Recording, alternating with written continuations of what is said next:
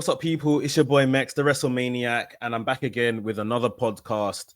It is Tuesday, so it is a Raw review, and boy, do we have a lot to talk about. One of the better Raws this year, if you ask me. I think that Raws this year, especially since that Netflix debut, has been a bit lackluster.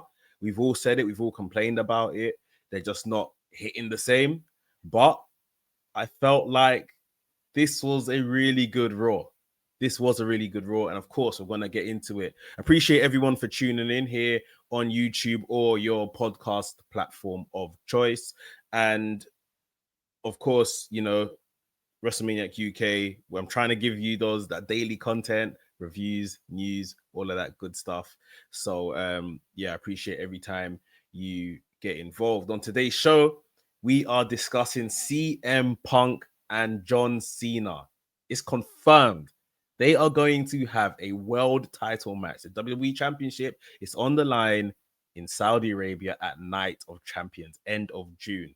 We're going to discuss that right at the top of the show. We've also got the opening tournament, the quarterfinals, if you like, the opening rounds of the King and Queen of the Ring tournament. Very interesting. The people that went through from today's Raw show, or last night's Raw show, should I say, as well as the brackets and names that we are seeing appear in the brackets. A name that is left off a bracket, and we're left to kind of think who is going to be in that position, you know, when it comes to the men's, that is. And of course, we have a new world heavyweight champion. A new world heavyweight champion this June 9th, that they proclaimed almost 4 weeks ago, that was going to host a world heavyweight championship match. It didn't disappoint. The whole episode didn't disappoint, but particularly pertaining to the world heavyweight championship, it didn't disappoint. We've got a new world heavyweight champion. So, of course, we are going to talk about that as well. Make sure you like, subscribe if you're new here as well. Share the video as well on your social media platforms. I would appreciate that. Tag me when you share and I'll repost it. And comment. And we are kicking off strong today. In regards to comment of the day, we're talking about Jey Uso, who is no longer the world heavyweight champion.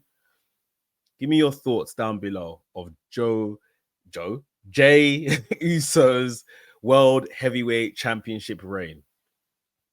I'm sure Joe won't be very happy about it, Joe being Roman Reigns, his cousin. But yeah, give me your thoughts down below in the comments of Jey Uso's title reign from WrestleMania till June 9th.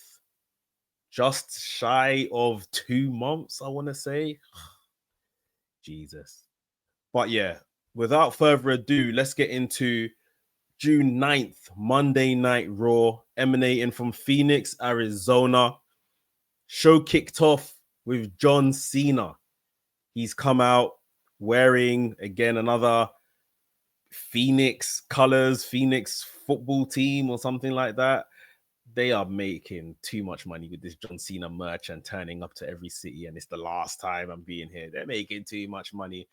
John Cena had talked about, he's learned a lot about the audience and what the audience say and what they believe and who they believe in. And he talked about R-Truth and the fact that, you know, R-Truth is just flavor of the month. You guys are cheering for him now, but you won't be cheering for him in a month's time, in 2 months' time, this, that, and the other.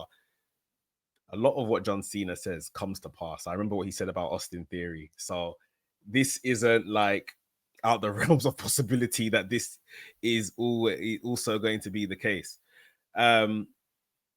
So yeah, John Cena discussed the whole R-Truth return and all of that kind of stuff.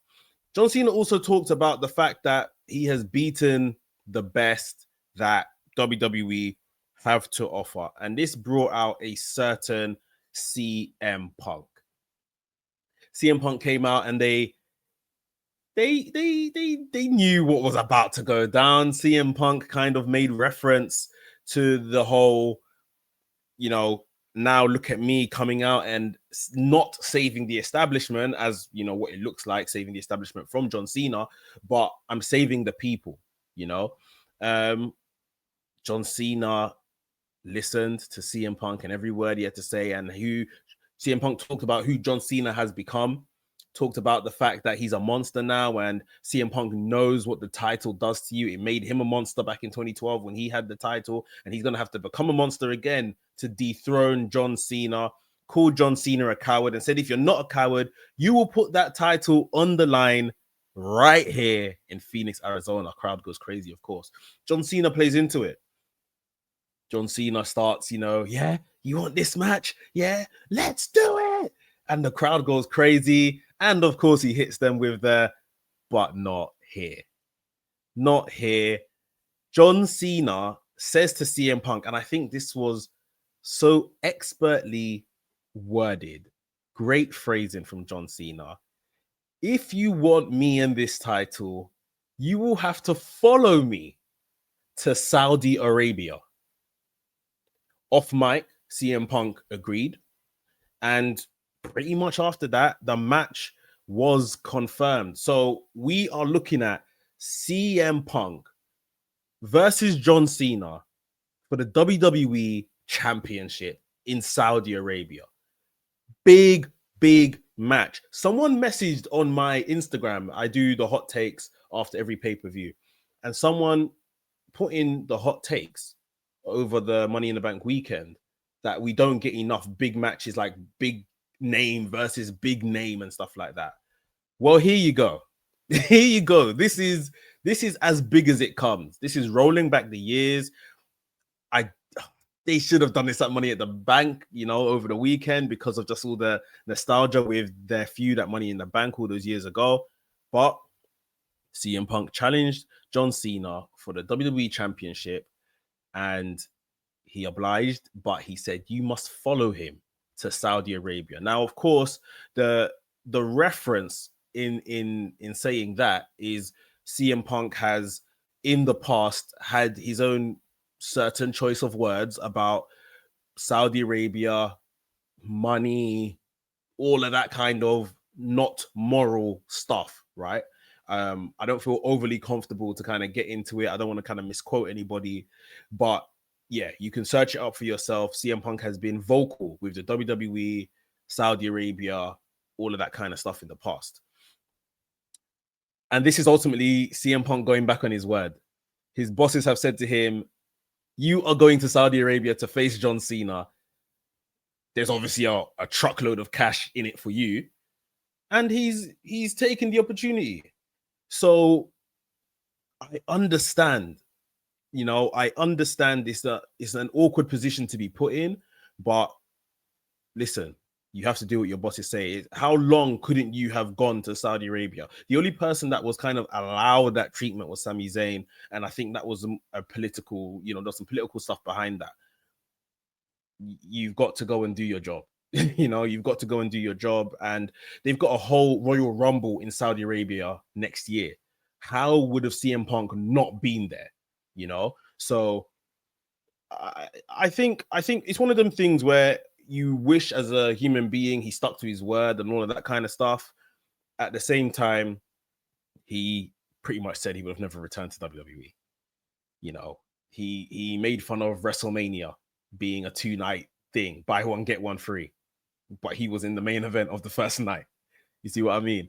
So it's like, and I don't think, like, obviously maybe the AEW lifers and stands will get at him for this. I don't think it's that big of a deal, personally. Maybe morally it questions some stuff, but like I think people will get over it. So yeah, CM Punk, John Cena, Night of Champions for the WWE Championship, I think is absolutely massive. Massive marquee match on that show where we're going to crown a king and queen of the ring as well, which is ultimately a number one contender to whoever walks out of that match with the championship. So yeah, I think some good stuff is ahead. Talking about what else we got on the show and good stuff being ahead, AJ Styles defeated Chad Gable. This was the first match on the night. There was no like stipulation or like anything really behind this match. I assumed with AJ Styles getting the win, this pushes him more towards the Intercontinental title, where he had kind of, said to Dom Mysterio, like, I'm coming after that, I'm coming after you, and all that kind of stuff some weeks ago. AJ Styles' first win in quite a while, I want to say, and Chad Gable continues to lose as Chad Gable. When he's the other guy under a mask with a, piece of metal in his head, he's pretty effective. But right now, as Chad Gable, he can't catch a win. He was selling, obviously, the effects of everything that happened on the weekend, his match with Vikingo. So maybe we let him off. But AJ Styles with a win here, I think was necessary. It was some good stuff. And yeah, maybe, like I said, this strengthens his case for the IC title. We were going to go into the first round of the Queen of the Ring, the Fatal 4-Way, including names such as Roxanne Perez, Liv Morgan, Rhea Ripley, and Kairi Sane. Roxanne Perez and Liv Morgan were both in gorilla position, and Roxanne was trying to, pally with Liv Morgan, like, let's do this together. Either one of us are going to bring it home for the Judgment Day. Liv Morgan told Roxanne, stay out of my way. Roxanne was like, all right, let the best woman win. And Liv Morgan told her, I will. The ladies were in the ring. The match started. Decent match. I had fun with this match because, the dynamics was very... There was a lot of good dynamics here. Kairi Sane, who's obviously just in it for herself. Rhea Ripley and her history with the Judgment Day and her history with Liv Morgan particularly. Roxanne Perez and Liv Morgan eventually, going side by side and really working through all the talents. But in the end, Roxanne Perez capitalized. Raquel Rodriguez got involved, pulling Rhea Ripley out of the ring when she was making a pin. We saw Kairi Sane hit Liv Morgan with an insane elbow, and we saw Roxanne Perez, as Kairi went to pin Liv Morgan, Roxanne Perez came in and capitalized and pinned Kairi Sane, and Roxanne Perez will advance in the Queen of the Ring. She's in the semifinals. Very, very interesting stuff. Now, without getting too much into the brackets, we've seen the brackets. We've seen that Asuka is back, and Asuka is going to be part of the Raw match, including Asuka and Stephanie Vaquer are in the same Fatal 4-Way. A part of me wants to see it, of course, but it's like, who's going to come out on top? Asuka's just returning. Stephanie Vaquer's on a roll. Yeah, I don't know. I don't know who's gonna come out on top here. We've also got Jade Cargill. We've got Charlotte Flair, obviously in their side, their SmackDown side of the brackets and stuff like that. I think I'm going with Jade Cargill and Charlotte Flair final. I think that's where we're going. We shall see how it kind of develops. It'd be great to see Asuka back. I don't know why they didn't keep her as a surprise like they did with whoever the men's surprise is, but here we are. But yeah, Roxanne Perez, the 2025 run of a lifetime is continuing with great performances in the Rumble, right up to the last second in the Rumble, great performance in the Elimination Chamber, finds herself in the midst of the Judgment Day stuff right now. And now she progresses in the Queen of the Ring tournament. So, yeah, some really, really good stuff from Roxanne Perez. Continues to blow the people away with her performances at such a young age. We had Becky Lynch come out, right? Becky Lynch, Intercontinental Champion. And she came out to basically say, it's very hard for me to get excited and, enjoy anything now because I've done everything. But, this IC title is something new. And she said as she should have been at home recuperating from everything that happened at Money in the Bank. She was nursing an injury and stuff like that because of Lyra Valkyria's attack. Lyra Valkyria nearly killed me, Becky Lynch said. I said, all right, Becky, about a bit over the top. And she demanded that Lyra Valkyria came out to now do it properly, raise her hand properly, and all of that kind of stuff. As Lyra was coming out, stomping her way, angry face. Becky says, "Oh, you look angry," blah, blah, blah, blah, blah. Sneak attack. Bayley from behind Becky Lynch came through the other side of the ring and beat the hell out of Becky Lynch. Lyra Valkyria was shocked to see her. When Becky tried to kind of escape the ring, she bumped into Lyra. Lyra threw Becky back into the ring. The beatdown continued. Becky eventually escaped when Bayley tried to give her the rose plant and ran into the crowd and stuff like that. Bayley stood tall on the ropes. Bayley is back. They're bringing back all their women, their top names, their big hitters, because Evolution is around the corner. But this is good. You know, I think something where we've got Bayley returning, going after Becky. Lyra is clearly still in and amongst this IC picture as well. A triple threat match at Evolution. This could be good. This could be at Night of Champions. Who knows? But yeah, I really do think that this is nice as like a little mid-card feud. You know, they've got some good story here between obviously Becky taking out Bayley before WrestleMania. That's how Becky tagged with Lyra in the first place. So I really do think this is it's nice. It's nice that we are booking this to a pretty good degree. Simple, straightforward stuff, but yeah, they are putting some thought and effort into it, and that's the most important thing. That is the most important thing. We move on. And the way they tied these two segments together was excellent. So, like I said, Becky ran off into the crowd. And as it went back to the commentators to kind of just discuss what we had just seen between Becky and Bayley, hooded figure comes through the crowd, stands on the announcer's table, the commentator's table, takes off his hood, takes off his balaclava, and it is R-Truth. R-Truth is here again.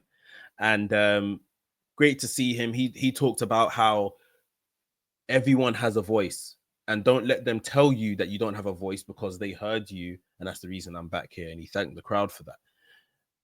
And he mentioned that, you know, this has awoken something within him.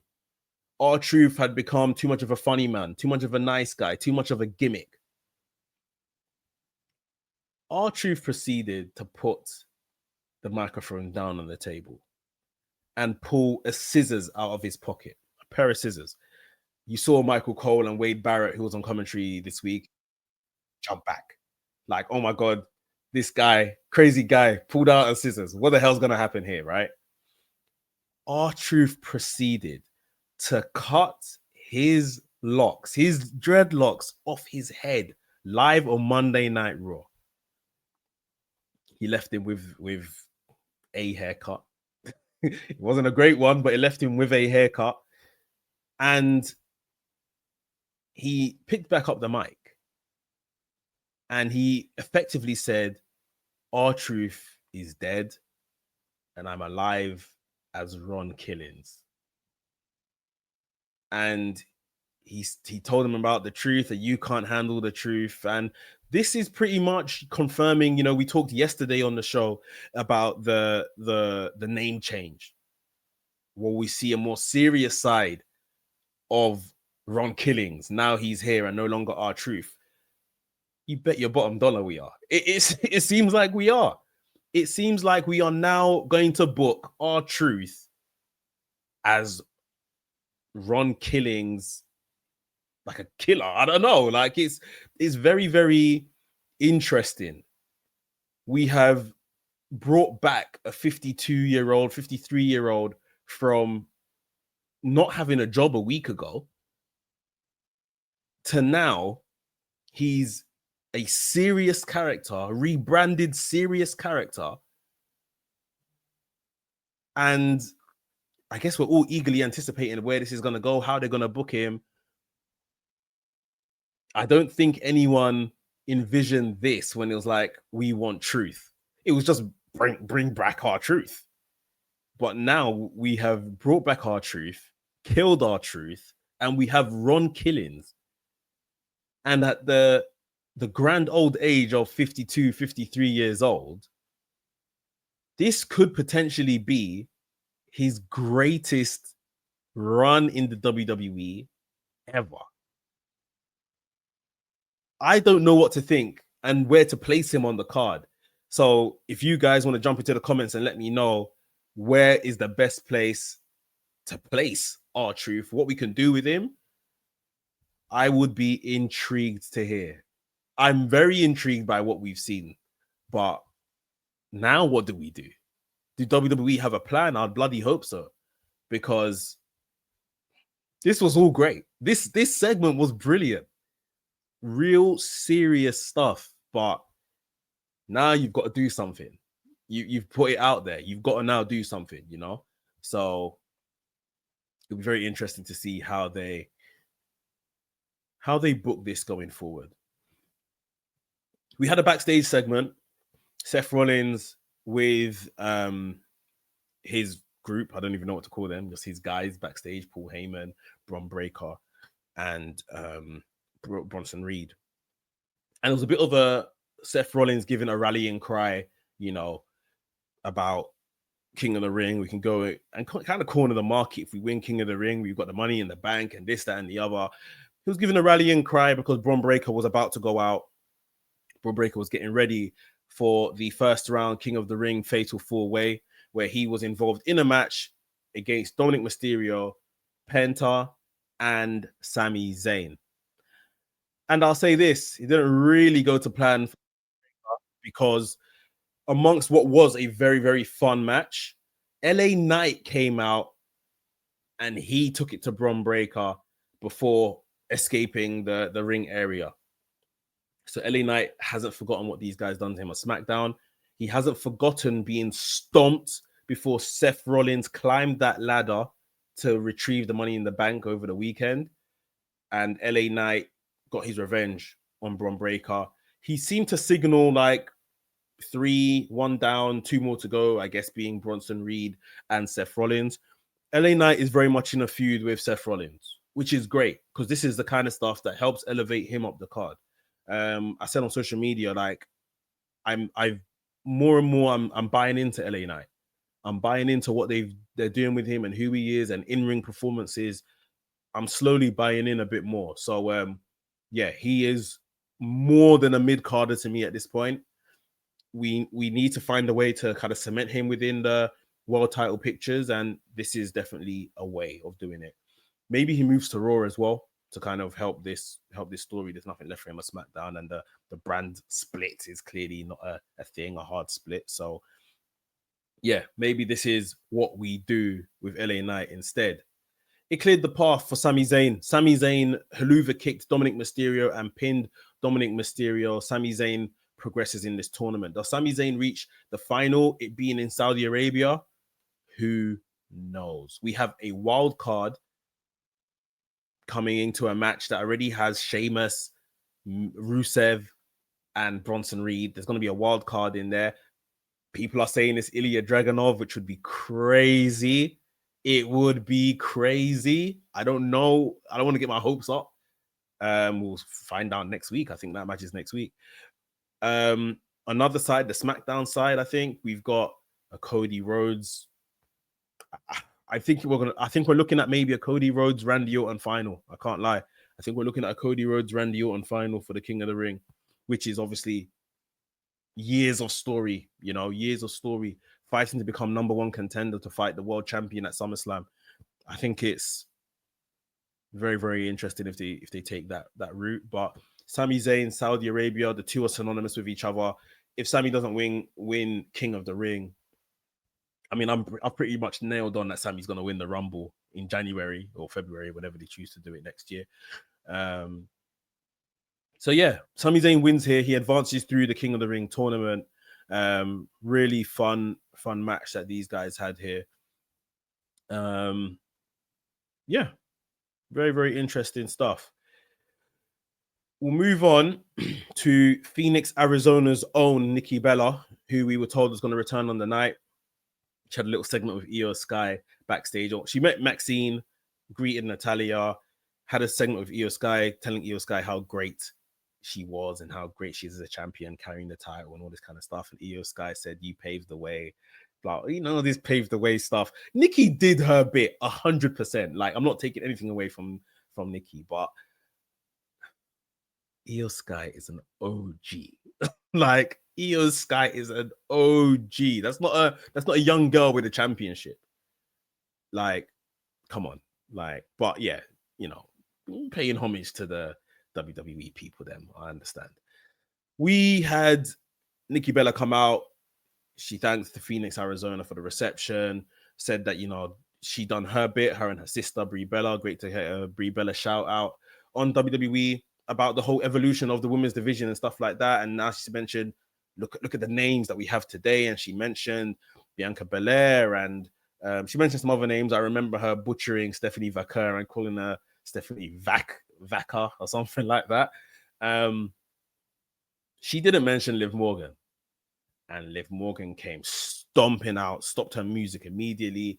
And this was a great promo from Liv Morgan, because obviously Liv Morgan didn't win, so she doesn't advance in the Queen of the Ring. That happened earlier on in the night. She's been kind of pushed to the side. She's no longer like the first lady of the Judgment Day. Roxanne Perez is like the flavor of the month, so that's got to be in her bonnet as well.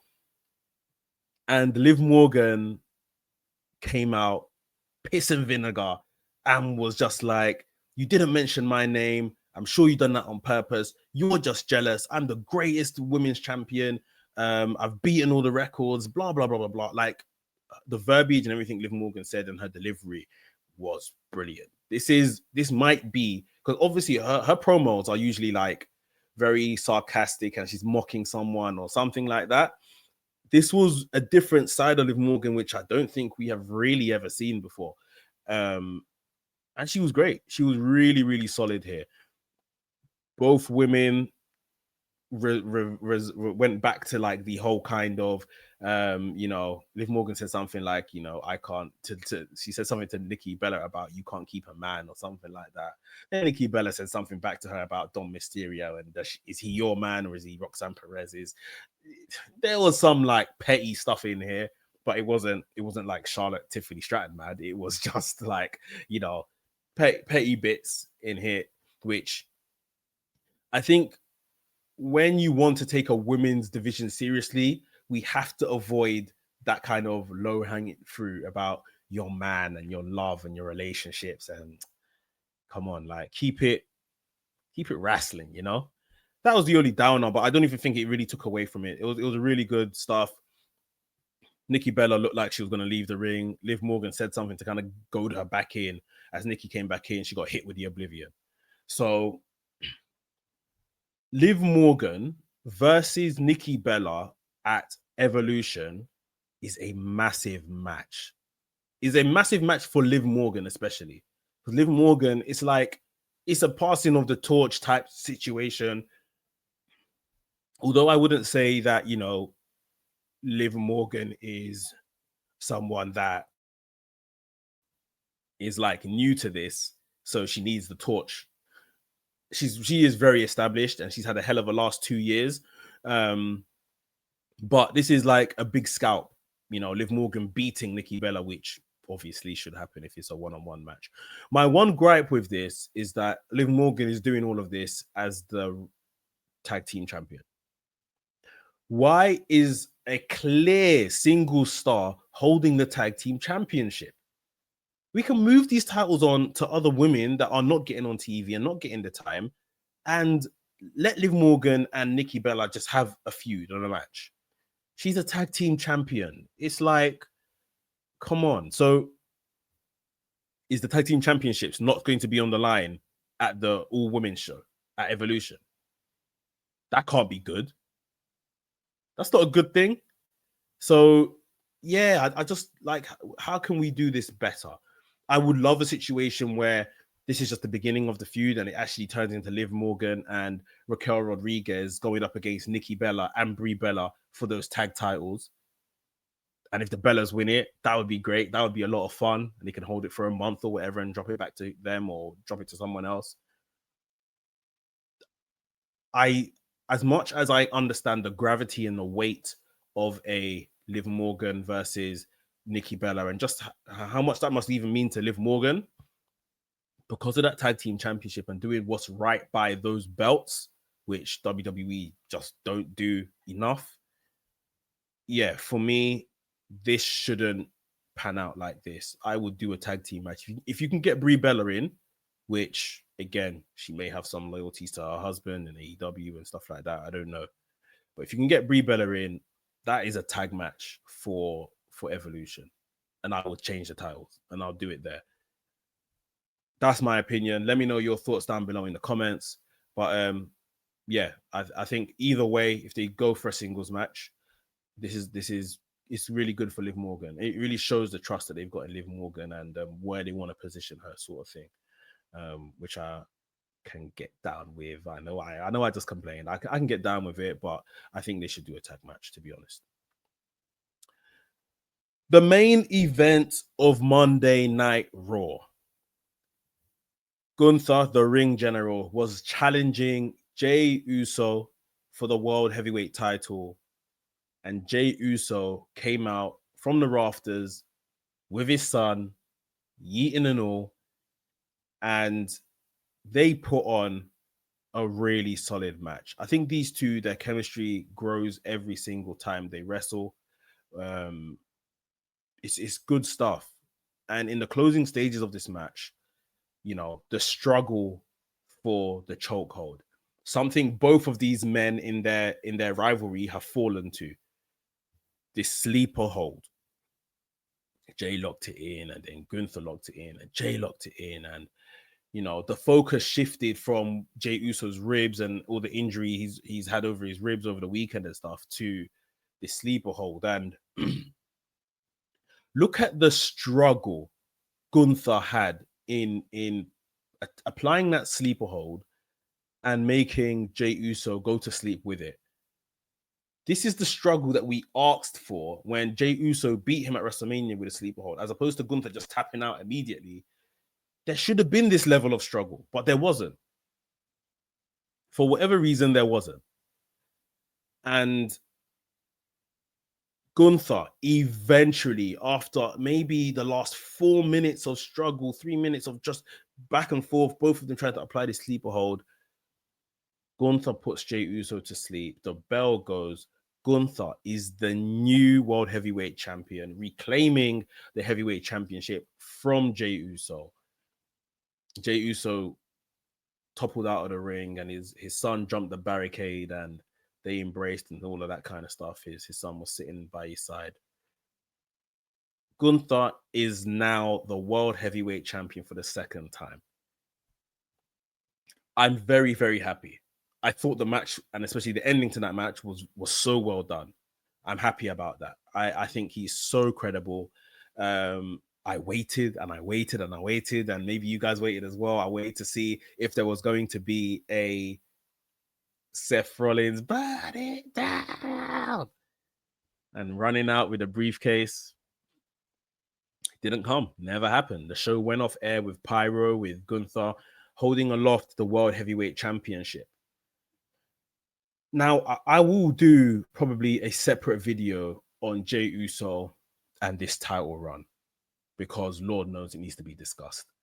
Like I said at the top of the show, you guys put down below in the comments your thoughts on Jey Uso as a world champion, please. We're going to talk about this, and maybe some of the comments are going to appear in this video I put together. However, is he just a prize fighter? Does Gunther have anything else to offer the WWE beyond being a world champion? I think we need to, as great as he is, and listen, if you are just the guy that I'm here in WWE to win gold and be a champion, I can get down with that. I can absolutely get down with that sort of character. You know, if they keep this whole he's been champion for 80% of the time he's been in WWE as a thing, let's keep it going. That's fine with me. And when he's not on TV, we can give him long absences when we don't want him to be champion and bring him back when we do. And I think he can hold this title, and I think he can even drop down to the IC title and still give it credibility, and, you know, like he did previously. But who is Gunther without the World Heavyweight Championship? That is my question at this point. Seemingly, we couldn't figure that out. When he dropped the title to Jey Uso, we couldn't figure that out. We struggled. I'm just even thinking, when he dropped the IC title, obviously he got himself into the picture fairly quickly, the King of the Ring, and won the King of the Ring, and won the world title at SummerSlam last year. Like I said, I'm very happy for this to be a thing of, this is what I do. I win world titles, I win championships, and bring credibility to IC divisions and world championship divisions. But have WWE failed in creating a character beyond that? I think it's a discussion. I think it's a discussion. Maybe this is just who he is, who he wants to be. But I do think, can we get anything else? This world championship has to be shared. It has to go around. This is effectively, pass the parcel. When it's your turn, you take the championship. So what does Gunther do when he's not champion? How do we maintain the aura and who he is as the ring general without the championship? WWE haven't figured that out yet. They know this Gunther as the champion very well, and how to book him, how to make him come across. They do this very well. He does this very well. But once he hasn't got a championship, alarm bells ring. And I think he was very good in the last 4 weeks. The verbiage and promos he cut against Jey Uso and coming closer to this D date of the 9th of June. But yeah, we need to figure out potentially to add longevity to Gunther, who he is without a championship. We definitely need to figure that out. But for now, we have someone I would call a very credible champion back at the top of WWE. Jey Uso has been a lot of fun, and I don't want him to now fade to obscurity. I was actually thinking after this match, like, the great work he's done, the popularity, I could probably be down with giving him an extended run, maybe as like an IC champion or something like that. I mean, I know we're using that to build other people and stuff like that, but just to kind of maintain something. But I do feel like the direction that WWE have gone in recent years under Triple H and stuff, Jey Uso just didn't really fit the ilk, apart from maybe the money he's making for the company. But as an on-screen champion, just didn't really ever feel like we could believe this is my champion. It's a shame we didn't get there with him, but he's done a hell of a job. And I think the run, although it being weak, it didn't overstay its welcome. This was fine. This was good. This was enough. But like I said, I'm planning to do something separate to really look at this Jey Uso run. So look out for that, people. But that was it. That was Monday Night Raw. Like I said, no cash-in. No cash-in at all.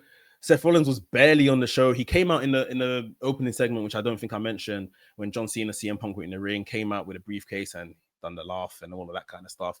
Mentioned him backstage with, kind of G'ing up Bron Breakker for his match.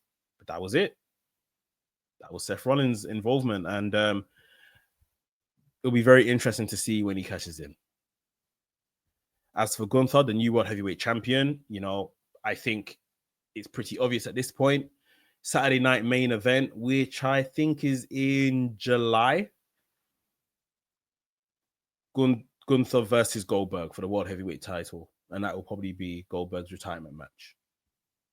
Fine with me. Let's do it. Let's get it out of the way. Done. Will Seth Rollins cash in then on the network TV and all of this kind of stuff to bring eyes to the product? Maybe. But it'll be very, very interesting where we go from here. I think I think, like I said at the top of the show, I think this was one of, if not the best Raw of this year so far. There's just a lot happening up and down the card. Tournament wrestling on TV is always fun, keeps you engaged week to week. Yeah, I really, really enjoyed the show, and I hope you guys did too. That brings to an end today's today's Raw review. Guys, like I said, put down below in the comments, Jey Uso. What's your thoughts on Jey Uso and his title run, man? Let's talk about it. What's your thoughts on Gunther and Gunther being champion again? What is your thoughts on John Cena, CM Punk? CM Punk almost doing a 360 on his words about Saudi Arabia, and now he's going to Saudi Arabia to face John Cena for the WWE Championship. Let me know down below in the comments. If you enjoyed today's podcast, hit the like button. And if you're new to the channel, welcome. My name is Mex. I make videos on WWE and AEW. So if this sounds like something for you, make sure you subscribe as well and hit the notification bell. Appreciate everyone that's listening on the podcast version as well. We will be back tomorrow, hopefully talking some news, maybe some NXT. We shall see. And hopefully I might have something else for you guys that are tuned in on the YouTube on the channel by tomorrow. WrestleManiac UK signing out. I will see you